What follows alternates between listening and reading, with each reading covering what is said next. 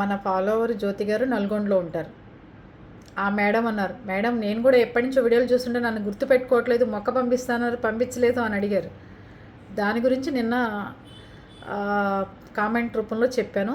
జ్యోతి గారికి ఇవాళ ఇంకో జ్యోతి గారి తరపు నుంచి ఆవిడకి శారీ పంపిస్తాను, ఫుల్ వీడియో పెడతాను చూడండి రేపు మార్నింగు. జ్యోతి గారికి ఏ కలర్ ఇష్టమో నల్గొండ జ్యోతి గారు మీరు కామెంట్లో చెప్పండి మీకు ఇష్టమైన కలరు. నేను ఏ కలర్ సెలెక్ట్ చేశానో మీకు రేపొద్దున ఆ ఫుల్ వీడియోలో చెప్తాను, చూపిస్తాను చీర.